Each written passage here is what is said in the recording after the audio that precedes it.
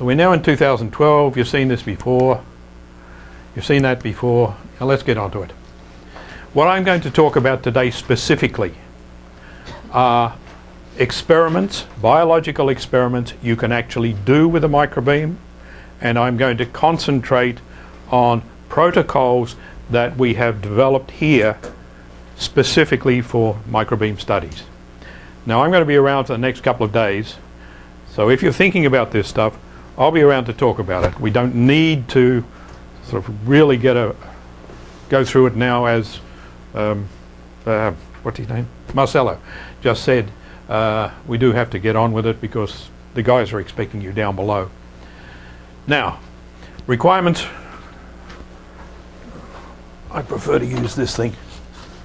Requirements for a microbeam experiment: preparation, preparation, preparation. You really do have to be careful in setting up your experiments.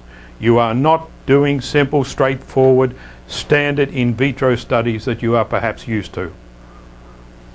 The mere handling of cells for a microbeam study exposes the cells to a stress situation. Recognize that.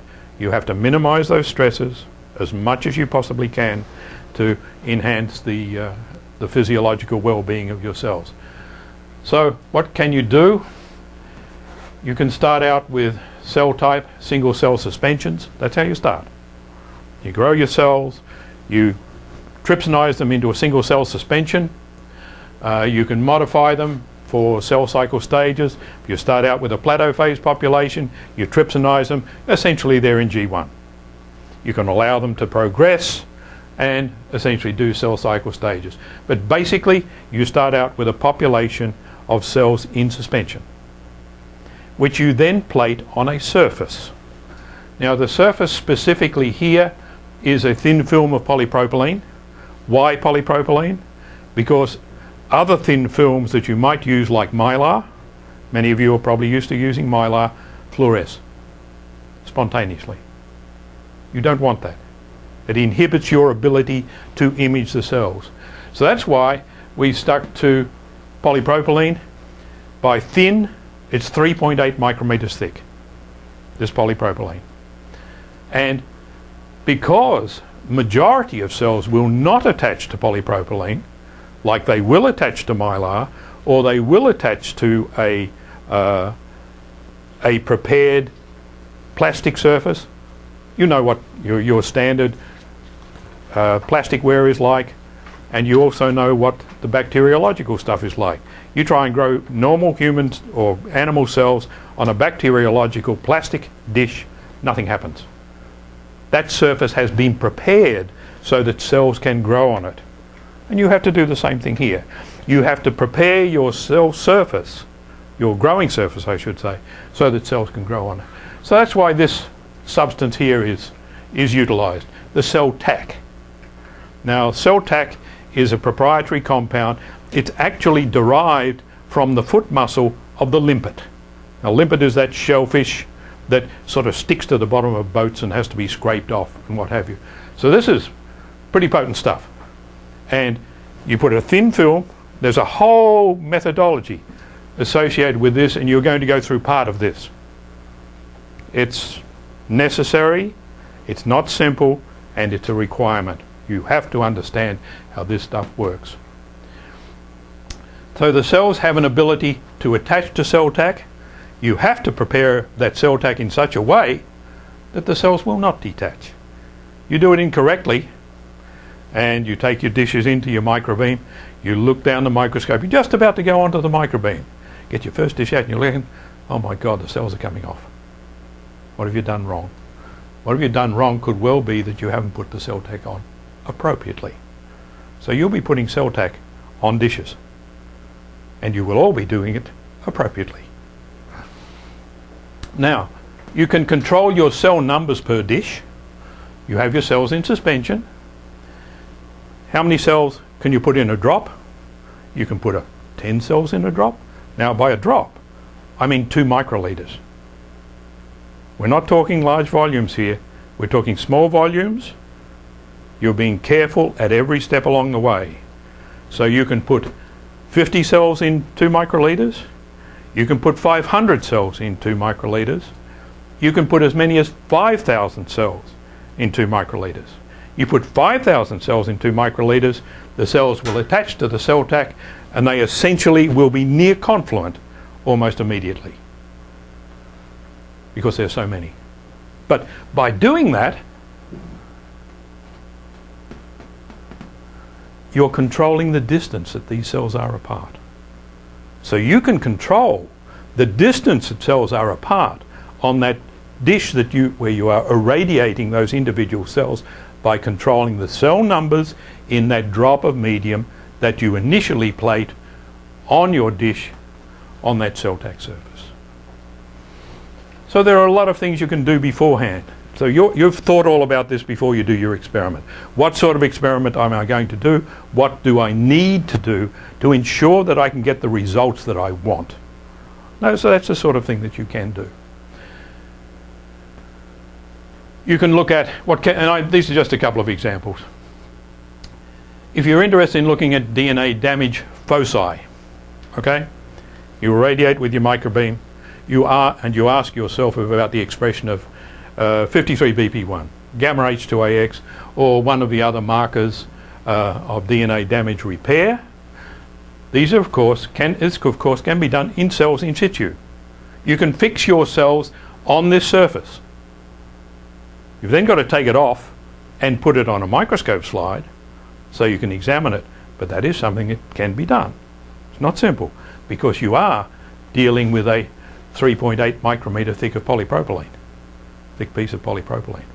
So this sort of waves around like a hair in the breeze, and you're trying to get it to come down smoothly on top of a glass slide so you can then look at it down your microscope. But yes, all this can be done. Now if you're interested in mutation, which is a relatively rare event, you might have to irradiate 1,000 cells, 10,000 cells to get a mutant event. So what you need here, if you irradiate cells, like just as Tom was talking about, he's talking about irradiating cells through the cytoplasm. And that's being done with about a maximum of about 2,000 cells per dish. I mean, you remember the slide he showed with the cell here, cell here, cell here, cell here.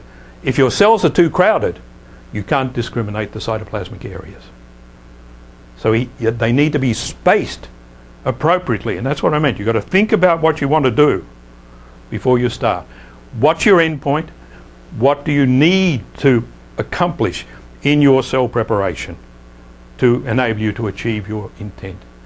So you need to be able to get all the cells off. If you say you're going to irradiate 100% of the cells, you want to make sure you get off 100% of the cells that you put down. Not quite as simple as it sounds. So you start out by plating individual cells. Ideally you want them evenly spaced.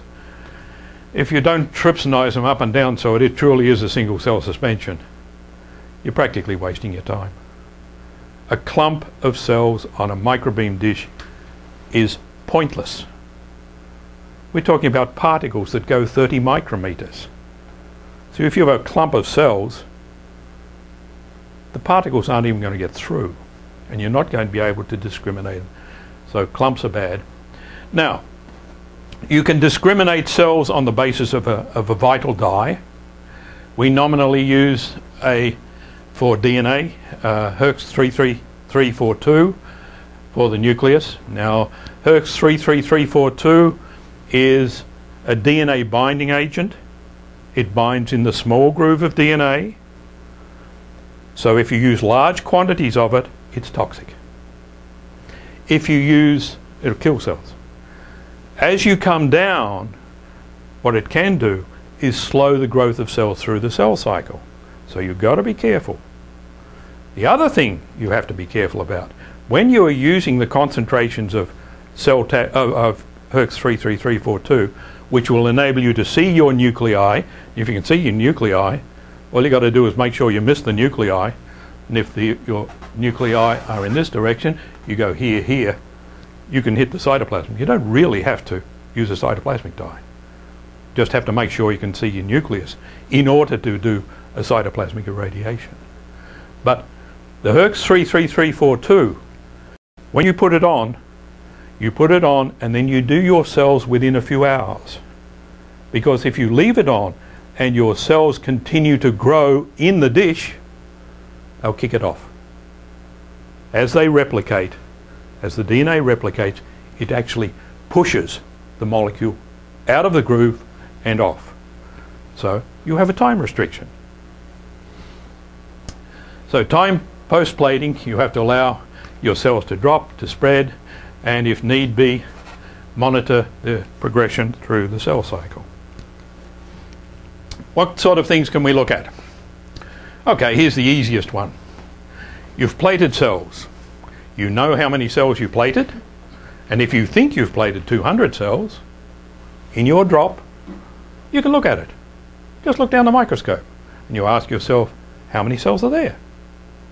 Okay, you can do this 2 hours later, 12 hours later, 24 hours later, whenever. So you can fairly easily monitor cell growth just by using your eyes and looking down a microscope. There usually are not enough cells in a microbeam dish to justify taking the cells off and using something like a culture counter. You can use a hemocytometer, but culture counters no. This one, we mentioned that previously.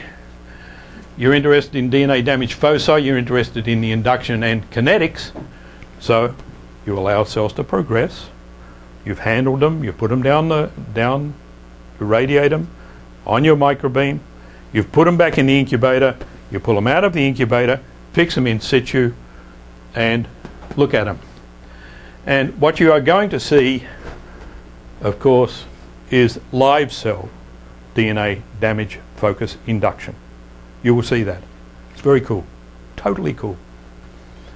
And here, of course, you have to have a cell which will enable you to see DNA damage induction. In this particular instance, the cell has a GFP, a fluorescent green, a green fluorescent protein tagged DNA damage repair protein, either XRCC1, which is a single strand break repair protein, or 53BP1, which of course is a double strand break repair protein. So the cell nucleus, you can see the cell nuclei just looking down the microscope. Image them without any dye. In this instance, you don't need your dyes because your cells are already tagged. And look at the redistribution of this protein, which you will see at sites of DNA damage.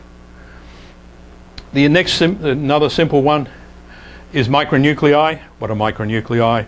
They're pieces of DNA which come about because chromosomes have been broken, rearranged, and you finish up with an acentric fragment. A piece of chromosome without a centromere is lost from the cell at division. Now, micronuclei, you can't look at that in the cell that has been irradiated as such. You look at that at the next division. So micronuclei have to be looked at when the cell has advanced through the cell cycle into the next division. So the micronucleus assay can be done in situ, or you can take the cells off, put them in culture and look at them in time. If you put bromodioxyuridine on the cells, you can, the BRDU of course is taken up into the DNA during S phase. You can fix them and look at these two endpoints essentially simultaneously at the same time.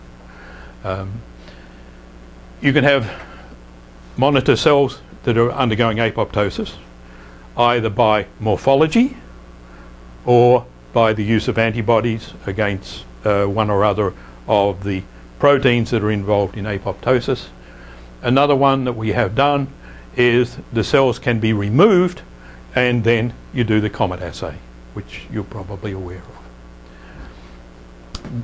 Bromodioxyuridine, immunofluorescence, cell cycle progression. We can look at cell site-specific protein expression in situ, or if you've got enough cells, you can actually remove the cells and put them through some sort of monitoring system. We've also done single-cell gene expression via RT-PCR, which requires you to take cells off one at a time to put them in a microcentrifuge tube one at a time, and then do an RT-PCR reaction. Okay, examples of experiments that were done here at Nevis, fairly early on actually. This is, oh good, I can't remember when, a long time ago. 3 different cell lines. The cell line that Tom talked about, the A sub L cell line, which is a human hamster hybrid cell line. HeLa cells, which the cells that Henrietta Lacks provided to the scientific research community, about a book of which has just been written about Henrietta Lacks and her cells. And C3H10D1/2 cells. These are hypertetraploid mouse fibroblasts that are used for the in vitro transformation assay. So these cells can be used for different endpoints, mutation in this instance, transformation in this instance, and these just because they're the, they're the standard weed that most people who are indulging in cellular biology use. They are. You've got to be careful with HeLas. They'll take over other cell types if you're not careful. So okay, we're going to use a microbeam to hit the cell nucleus. And if we want to hit the cell nucleus with exactly one particle, we can. You just heard Gerhard tell you so. That your physicist, your friendly physicist, you can go to him or her and say, I have these cells, I want to hit the nuclei with one particle. Sure. He will agree and he will set it up so that you can. You will look down the microscope and you'll see the image of nuclei. One of the first things that you will notice, as I'm sure you know, any of you who have looked at cells in culture, these are not uniform in size. Of course they're not uniform in size. They're at different stages of the cell cycle. Many things are going on. So there is no such thing as a mono nuclear cross-sectional area. This is a mean. You measure them. You measure the nuclear cross-sectional area in a population. So this is the mean for these 3 cell types. Now, what I'm going to do is give these cells one particle each. Okay, right now you say, well, one particle, what is a particle? Well, you know what a particle is. It's 1 alpha particle. What is the dose? Good question. Because what you might want to do is compare your microbeam known numbers of particles with random particles given as a function of dose. That's a comparison. That's a straightforward comparison that you might want to do. And the dose per particle is here, here, here. Now the first thing you see is, oh, they're not the same. Why are they not the same?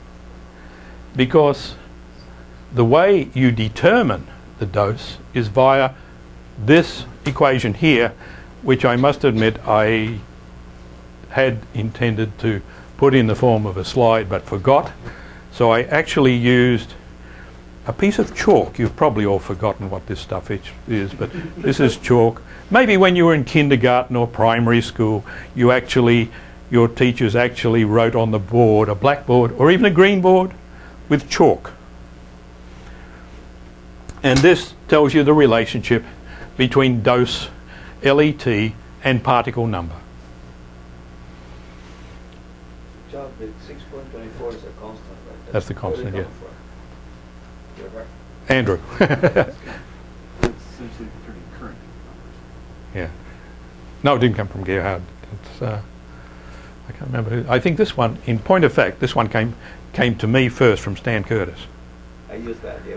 All the NASA folks, we use that for this. Yeah. They do the conversion. Yeah. Okay, well, just sort of let's go through this very quickly.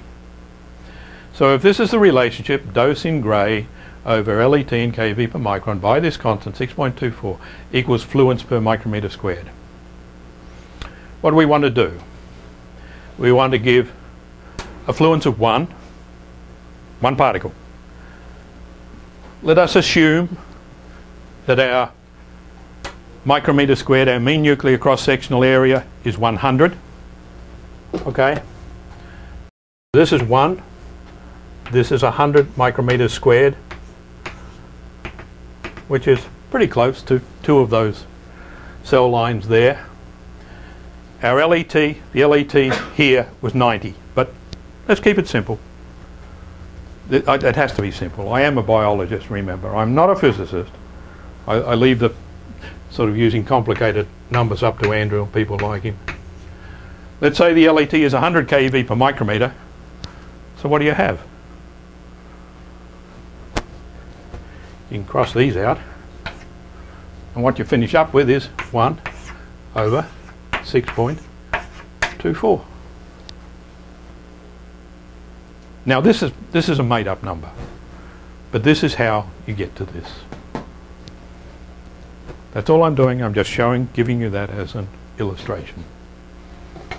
Charles, as a suggestion, it would be great if you can use this formula for your proposal. Thank you very much. Okay. So what do we do? That's just how you do this sort of thing. What did we do? We actually looked down the microscope and looked at micronuclei and or chromosomal bridges.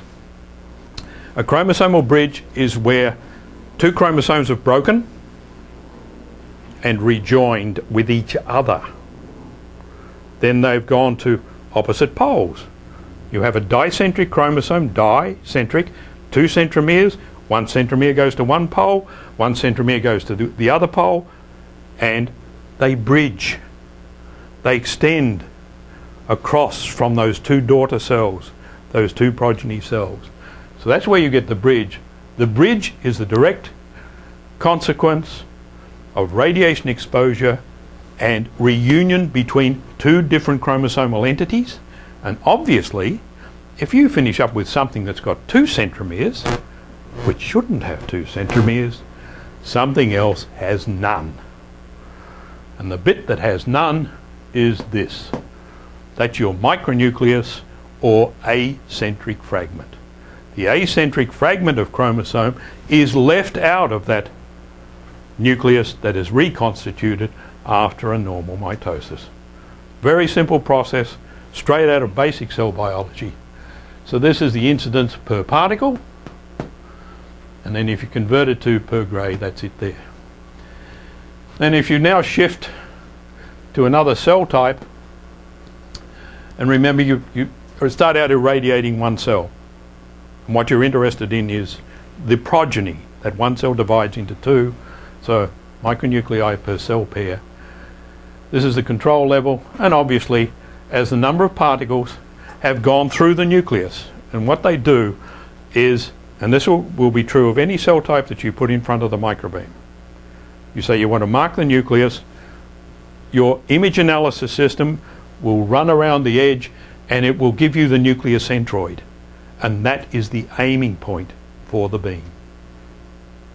So when you actually set your experiments up, you say you want to give a particle to the nucleus, the first thing it will do is aim at the nuclear centroid. Okay, and you can use bromodioxyuridine and okay, so we're now going to shift just momentarily to DNA damage. This has been mentioned previously. Some of these things you've seen before.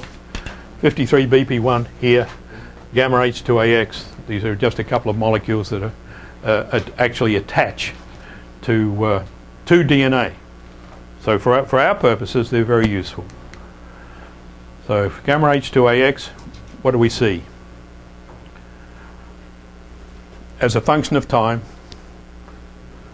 4, 2 hours, 6 hours, 24 hours, you can, in other words, on a cell-by-cell basis, you can look at the induction and fairly rapid decline of these DNA damage repair foci from specific sites. And of course, we're not talking about one particle here. This is multiple. Okay? Here, 4 minutes. They come up fast. Then gradually fall off.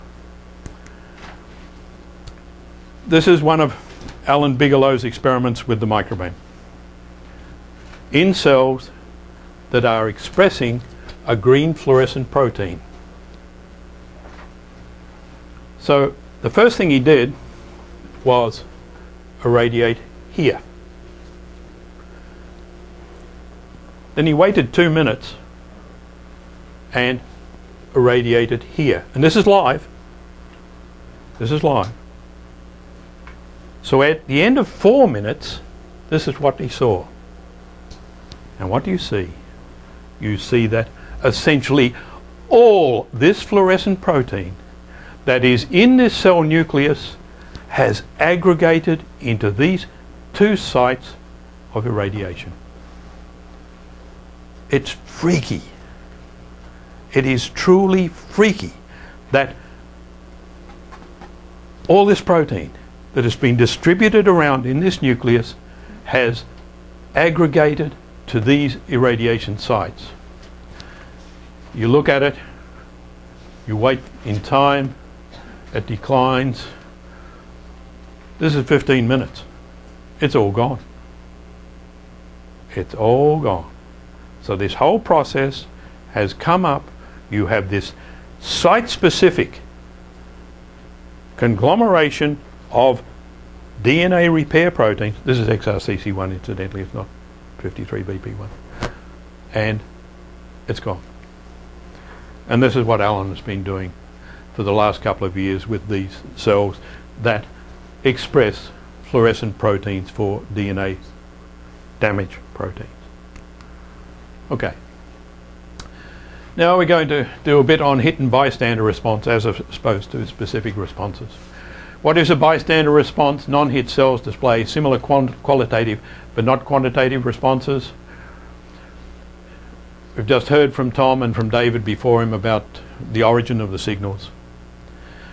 So if we're using a microbeam and you pass a microbeam through the center of a cell and you say you're aiming at the nucleus. Yes, you are. You are aiming at the nucleus. What's going on? You hit the cell membrane below the nucleus. You hit the nuclear membrane. You hit throughout the depth of the nucleus, which in our purposes is probably 4 to 6 micrometers, up to 12 micrometers thick. And it goes through the cytoplasm on the underside of the nucleus, through the cytoplasm on the bottom side of the on the top side of the nucleus, and through the top nuclear membrane, and it goes through the medium. If you've got a microbeam, you can irradiate the medium. You can go by a cell, miss it deliberately. Now you might think, God, who'd want to waste their time doing that? If you want to really know what's going on, that's the sort of thing you should think about.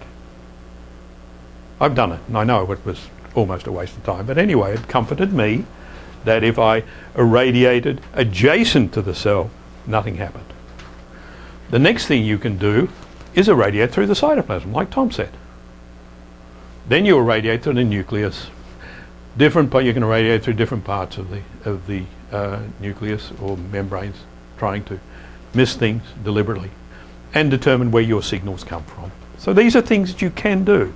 You can refine it down to pick sites within the cell which will enable you to both ask and answer the sort of questions that you might want to ask. Broad beams go everywhere. Everywhere. Whereas microbeams are precise radiation tools, you have a spatial and a temporal resolution. Nobody's mentioned temporal so far. But you, yet again, you ask your friendly physicist, I have this population of cells. I want to irradiate them through the nucleus. Then I want to come back half an hour later and irradiate them again. Same nuclei, same place. You want to move that site by 4 micrometers? Say, sure, we can do that for you. Very cool. Just think about it. Very cool. And the big thing is about the microbeam is the microbeam provided validation for the bystander response. Once this stuff came out with microbeams, all the questions that had arisen initially just went out the window. I should say, and this is not only true of me, it's true of many of my colleagues, that when the first bystander responses were reported, I said, oh, come on, give us a break. This is not possible. We'd been looking at charged particles, effects of charged particles for many, many years. Remember, I started here 37 years ago. And we just found it difficult to believe there was such a thing like a bystander response.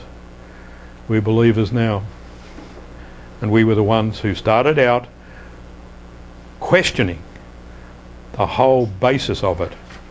And if it's good enough to convince us, okay, we'll accept. Okay, now I'm going to go in a little bit of detail into some specific protocols. They're in your book, so that I'm not going to read these out, but as I say, I'll be around the next couple of days, so if you have questions about these as we sort of move through them, we can go through it later. So this particular one, okay, as I said, you decide on your cell type. In this instance, they're human fibroblasts in plateau phase, so they're about 95% in G1. Trypsinism, single cell suspension, plate varying numbers in a microbeam dish, and that sort of can vary the number of cells that are in contact. Enables you to ask a question, as was asked previously, about what is the bystander response? Is it a signal that passes through the medium, or a signal that passes from cell to cell where the cells are touching via gap junctions, etc., etc., etc. And as Tom High said, it's both. No question, it's both. You want to be able to be sure that you can discriminate your cells. A nice easy way to do it is to start out, David Brenner showed this morning, by discriminating your cells using two different dyes. So you have, it's the same population, but you split them in half, you take samples, one half are placed in this Herx 33342, the other half are placed in this cyto orange, which obviously is cytoplasm, orange fluorescing, Herx 33342 blue fluorescing. They are readily distinguishable based on that, the activation energy of the wavelengths that you hit them with. No question. If you use the appropriate wavelength, you'll see these and not those. If you use the appropriate wavelength, you'll see those and not those. So you can decide, I am only going to irradiate those. And you can plate these at known ratios from 100% of one or the other to 50-50, etc., etc., etc. So that you then do this, and then you put a known number of particles through them, and you look at effects. You can, as I say, here, put them in, like so. You irradiate just one, and then, because these are blue and these are yellow, if you start out with a micromanipulator right here, you can actually remove these cells one at a time. Just let your mind wander around that and you think, oh my God, one at a time. I could spend days doing this. Yes, you can.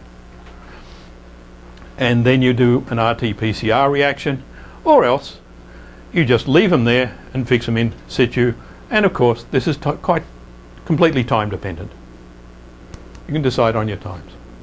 Or you can irradiate a fraction of cells. And in this way, when you do the past one, the one with the two dyes, versus this one, you can get a direct comparison. Radiating known numbers of cells versus irradiating a fraction of cells.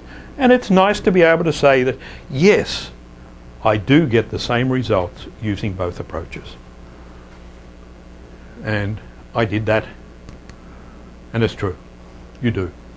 So using the micronuclei in hit cells, micronuclei in non-hit cells, micronuclei and bystanders, David showed them some of this morning, higher than controls. It's not dose dependent. And an interesting one was this induction of the cell cycle protein, cell cycle control protein, controls the G1 to S transition in 80% of bystander cells. These are the cyto-orange, these are the Herxt, micronuclei in the Herxt, micronuclei in the cyto-orange. So in the hit cells or the non-hit cells. You can look at a number of proteins in the same sample if you're careful. So this one, we're actually using 3 dyes and an antibody against P21, CDKN1A, CYP1, it's got a number of titles, and P53. This is the specific serine 15, P53 actually. And this mess here is a multi-micronucleate apoptotic cell. So first thing you notice looking at this multi-micronucleate apoptotic cell is either that, yes, it is a mess, and it's in a hit cell. This cell was hit. These are the non-hit cells. And the red is actually P53. So you get essentially getting massive expression of P53 in these micronuclei. Here, that's P21. So you really can look at multiple endpoints just by flipping through different wavelengths with different endpoints. Okay, next protocol. We mentioned the single cell RT-PCR. All you need is an adjacent offline inverted fluorescent microscope. So when you're thinking about your microbeams, you want to set up a microbeam. Think about it in terms of what you might want to do and make it as easy for yourself as possible.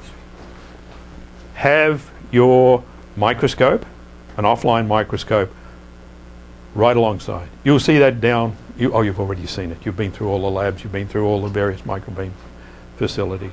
That's what we've got.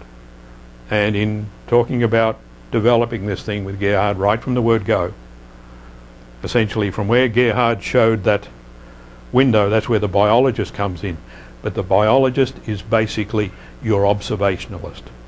So you need somebody who can see things to help your physicist along in setting up your facility adjacent to your microbeam so you can optimize the number of endpoints that you might be interested in looking at. Okay, what do you do here? You put a thin film of trypsin on these cells. You've just irradiated them. But the cells have got, they fluoresce with 2 different colors. And you want to take them off separately. Now if you put trypsin on and just leave it there, you finish up with things swimming around all over the place. Doesn't work. So you put a light trypsin. Then you come on and essentially pluck them off one at a time. As soon as they start to float and mixing in with each other, you stop. Now you can spend a lot of time doing this, and Brian Panaya, who did this, it took him 9 months to get to an 80% success rate. That's getting the cells off as individual cells and running them one at a time, doing RT-PCR for one or other of these RNA species. So you do RT-PCR, you're looking at RNA. There's another step down the way. So that explains how it's done. Results, individual cells. Each one of these is an individual cell. Use a control, of course, beta-actin, and this is your P21. You can quantify each of these signals, and each one is taken relative to that one, of course. If you do that, control, control, non-hit, non-hit, hit, hit, non-hit, non-hit, hit, hit. Are they the same? No.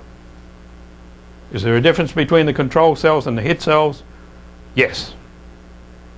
Is it uniform? Almost. It ranges from 6-fold and 9-fold increase above the control. But in the non-hit, known non-hit bystander cells, is it the same as the control?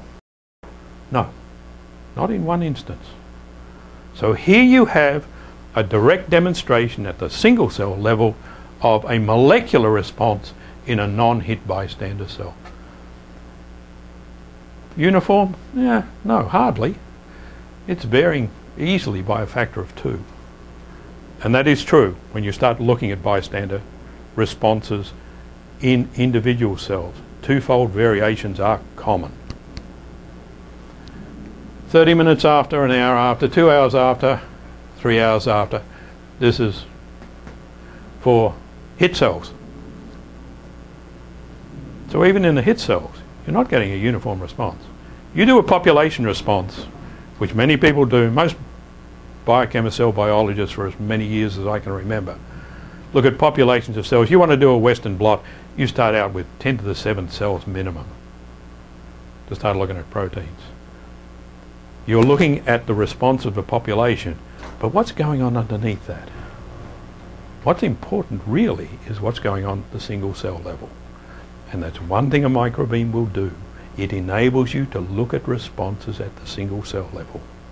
So if in a tissue, for example, you have 10% of the cells are responding, that's producing whatever protein, at tenfold higher than 90% of the cells, you look at the population and you assume that something wondrous is going on. It's not.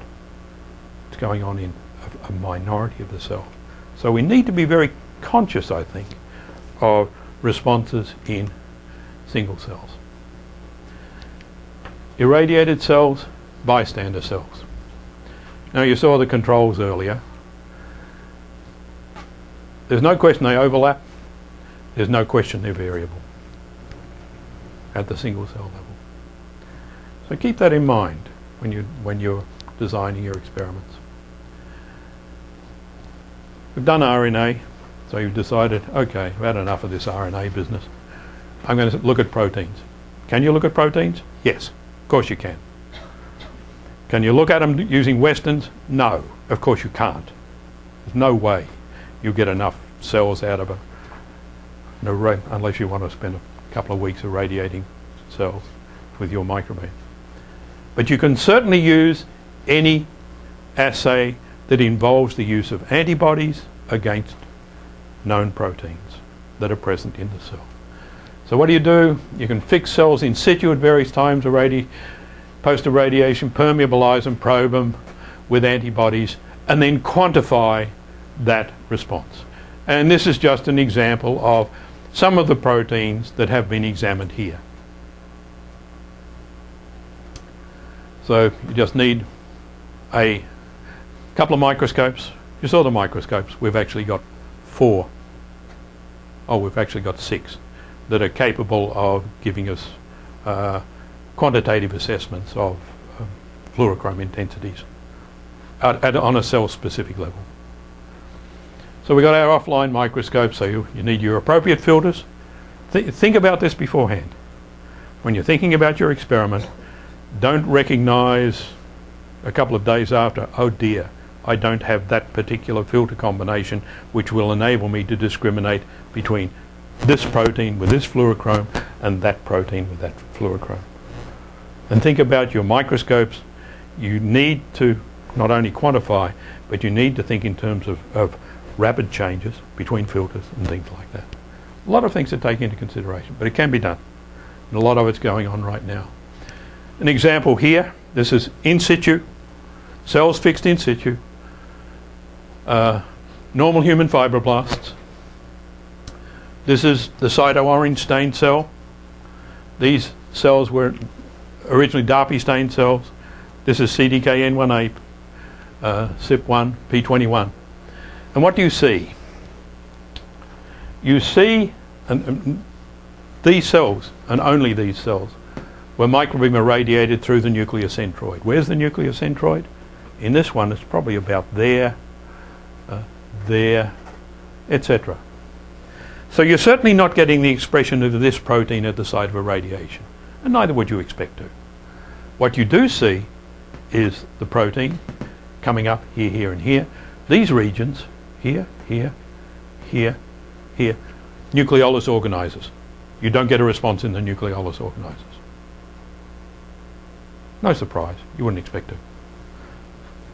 And this is the non-hit bystander cell. Now if I told you that there is less of a response there than there is any of the hit cells, you might say, ooh, well maybe, there is.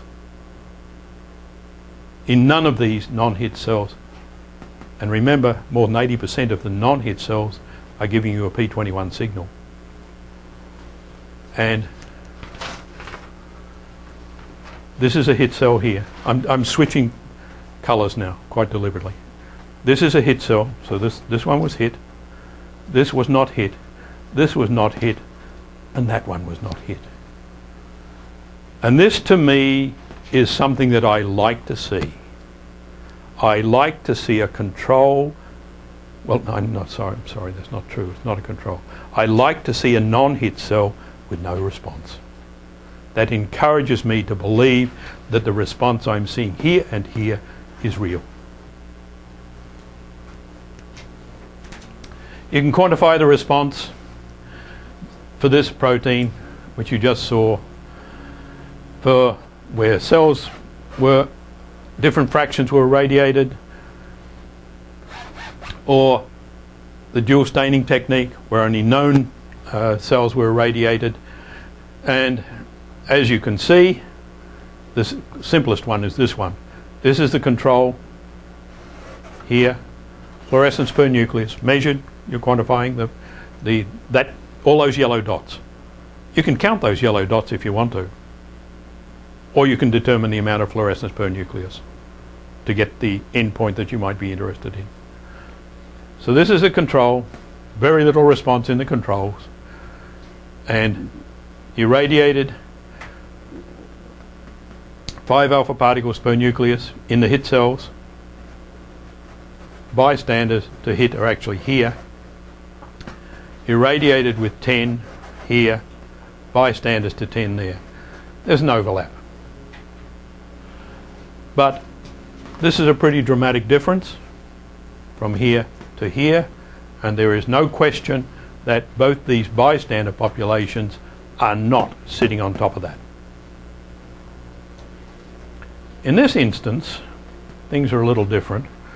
100% irradiated there, 50% irradiated here, and 1 and 5. And as you can sort of see, you're sort of sitting on top of the control line and then they're splitting off. But certainly, and this is the simplest one, you'd expect 10% of cells to show a response and 90% not to show a response. In other words, in this one, you'd expect it to follow this black line to there and then deviate if it's only 10% were responding. Okay, conclusions. In my hands at least, the CDKN1A gene products are highly expressed in microbeam irradiated hit cells and in bystander cells down to 1% cells irradiated. And I term this a sentinel monitor of bystander response. Something to think about. It's nice to have something which is going to express itself most of the time. So you can sort of use that as an internal control. Single cell RT-PCR show a lot of variability in both hit and bystander cells. And this nowhere near as apparent in bulk assays. So this led me to this conclusion. Cellular response may not need tight control and tolerance for variation is high. But ultimately, this is the point. Precision microbeams and the interrogation of individual cells certainly reveal a complexity of cell population responses which you might never have anticipated until you actually get in there and do it.